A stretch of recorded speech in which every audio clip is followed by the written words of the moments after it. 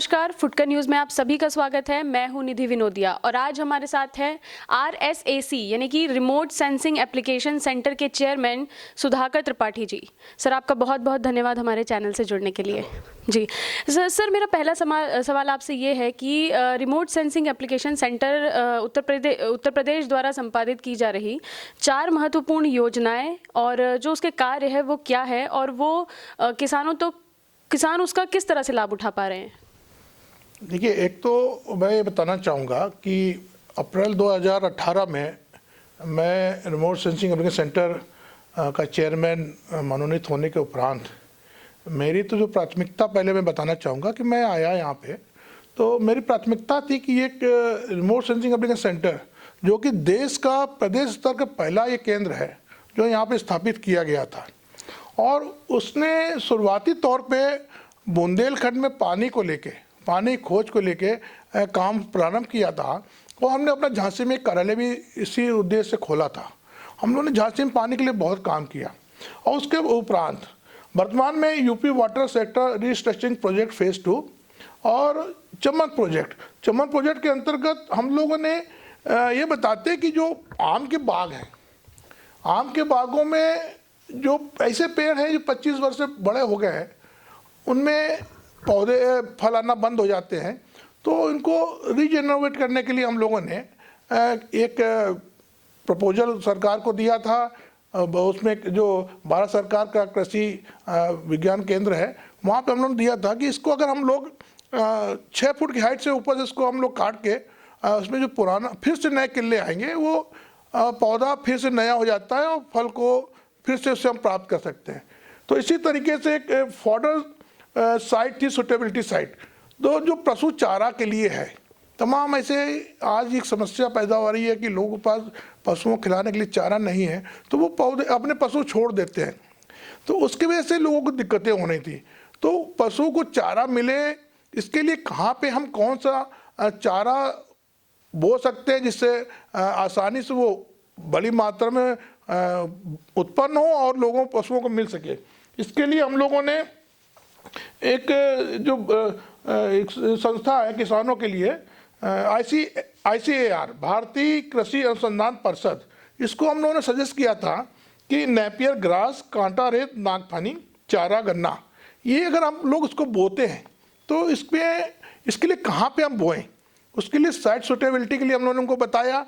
और उसकी वजह से बड़ी मात्रा में चारा उत्पन्न हो रहा है और पशुओं को मिल पा रहा है। तो इस तरीके से एक फूड बेल्ट स्टडी प्रोजेक्ट था हम लोगों का। जैसे माननीय योगी जी ने 1 डिस्ट्रिक्ट 1 प्रोडक्ट की बात की है, इसी तरीके से हम लोगों ने 1 डिस्ट्रिक्ट 1 क्रॉप, इसके लिए हम लोगों ने प्रस्ताव दिया हुआ है कि जैसे उदाहरण के तौर पे मलियाबाद आम का पूरी बेल्ट है, फरखाबाद में आलू की बेल्ट है, प्रतापगढ़ में आंवले की बेल्ट है। तो इस तरीके से अन्य कहाँ हम किन डिस्ट्रिक्ट में उसकी जो सॉइल है किस चीज़ के लिए उपजाऊ है, जिससे किसान वहाँ पे उसकी अधिक उपज ले सके।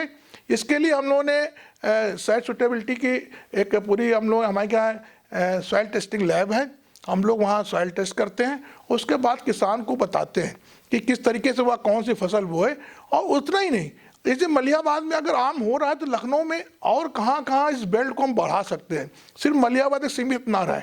इसी तरीके से अन्य डिस्ट्रिक्ट में, सब सारे प्रदेश के तमाम डिस्ट्रिक्ट्स में कौन सा फल हम ऐसा फल पट्टी बना दें कि वहाँ पे मैक्सिमम एक ही फल, एक डिस्ट्रिक्ट में एक ही फल हो। जैसे आंवला पूरा प्रतापगढ़ में हो रहा है, जैसे अमरूद किसी एक बेल्ट में पूरे शहर में हो रहा है।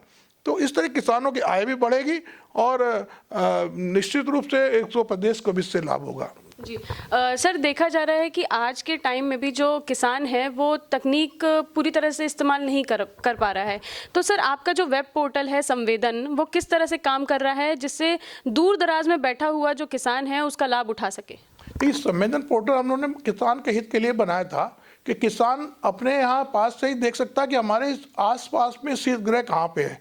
इसके लिए उन्होंने एक शीतगृह नाम से ऐप भी बनाया था जो कि उसमें प्ले स्टोर में है। उसको हम लोग किसान डाउनलोड करके उससे जानकारी प्राप्त कर सकता है कि हमारे नज़दीक में कहाँ पे कोल्ड स्टोरेज है, उस कितनी कैपेसिटी है और वहाँ से हम कैसे पहुँचें।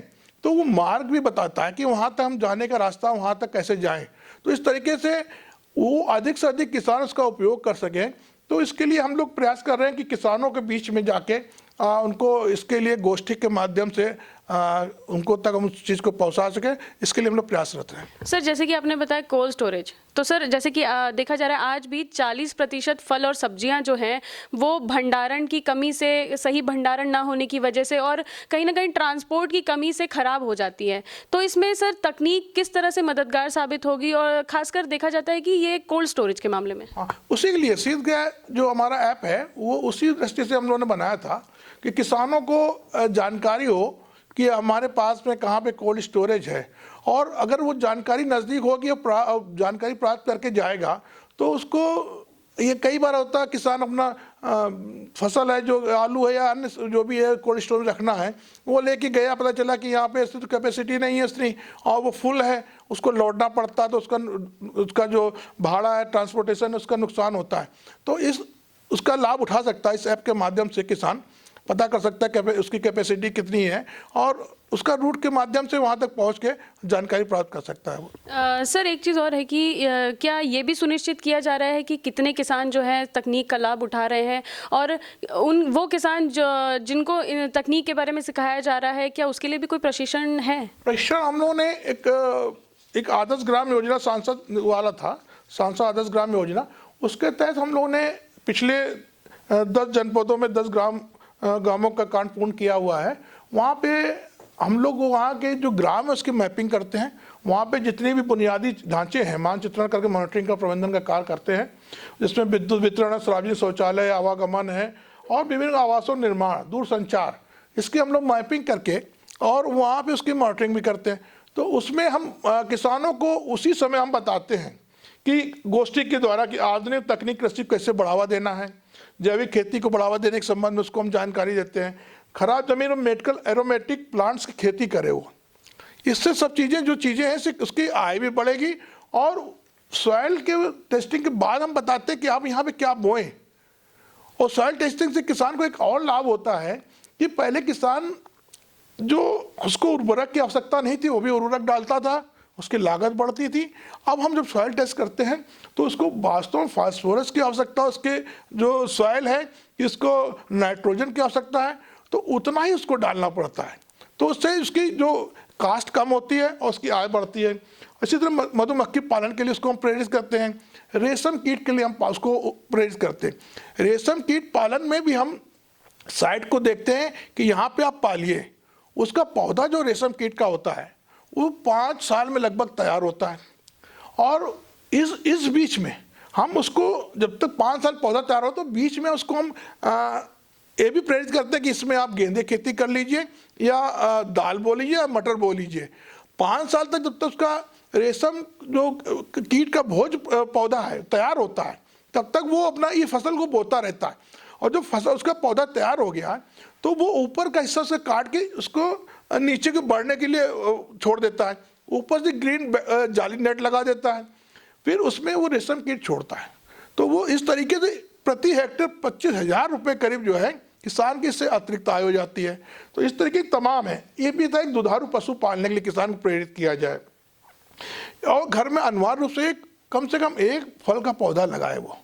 तो ये पेड़ जब एक लगाएगा फल का, और रेशम कीट पालने के लिए उसके साथ साथ उसमें दाल दलहन है और मटर ये सब बो सकता है, गेंदे खेती कर सकता है, और इस तरीके किसान की आय बढ़ाने के लिए हम गोष्ठी के माध्यम से उसको हम बताते हैं। सर बात आ रही है किसान की आय की, तो मैं सर एक आखिरी सवाल आपसे ये पूछना चाहूँगी कि मोदी सरकार ने 2022 तक किसानों की जो आय है उसको दोगुना करने का लक्ष्य निश्चित किया था, और योगी सरकार को भी 4 साल पूरे होने वाले हैं। तो सर तकनीक जो है वो किस स्तर तक आगे बढ़ी है? बहुत बड़ी है, और किसान इससे लाभ भी उठा रहा है। किसानों को यही है कि जैसे पशु था, भाई उदाहरण के तौर पे पशु किसान की जो हम लोग की परंपरागत जो पशु भारत में है वो देसी ज़्यादा है, हरियाणा पंजाब इसने नस्लों को सुधार कर लिया है, तो वो दुधारू पशु होने से किसान के एक अतिरिक्त आय का साधन थे। अब प्रदेश स्तर पे भी, उत्तर प्रदेश स्तर पे भी जो पशु हमारी है उसकी नस्लों सुधारने के क्षेत्र में काम हो रहा है। अभी मैं चूँकि उच्चार विधानसभा का प्रभारी भी हूँ, तो मैं अभी किसान मेले में वहाँ पे था, तो मैंने देखा कि वहाँ पे पशुपालन विभाग ने गायों की नस्ल सुधारने के लिए क्षेत्र में काम किया है, और वहाँ कृत्रिम गर्भाधान की तरह एक सीमन जो भी था वो सिर्फ बछिया पैदा करती है। और बछिया किसान, चूंकि अब आज की डेट में कोई भी किसान बैलों से खेती नहीं करता है, तो अगर उसका बैल और पैदा हो गया तो उसका एक चारे की उसकी व्यवस्था करे तो एक भार पड़ता था। तो अब ये न सुधारने की, एक तो सिर्फ गाय की बछिया पैदा होगी और दुधारू बछिया पैदा होगी, 10 किलो दूध देने वाली हो, तो किसान स्वयं का परिवार पाले, साथ में उसको दूध का व्यवसाय करके भी वो अपनी आय बढ़ा सकता है। बहुत क्षेत्र में काम हो रहा है और इसका निश्चित रूप से किसानों को सीधा लाभ पहुँचे तो रिमोट सेंसिंग सेंटर भी इस क्षेत्र में अपने जो भी प्रयास हैं उनको कर रहा है और निश्चित रूप से किसानों के इससे आय दोगुनी होने में हम अपना योगदान दे पाएंगे। बहुत बहुत धन्यवाद सर। तो ये थे हमारे साथ Uttar Pradesh remote sensing application centre के चेयरमैन सुधाकर त्रिपाठी जी। ऐसे ही कई अन्य हस्तियों से आपकी मुलाकात कराएंगे अगले वीडियो में। देखते रहिए फुटकर न्यूज़, लाइक शेयर सब्सक्राइब करिए और बेल आइकन दबाना ना भूलें। नमस्कार।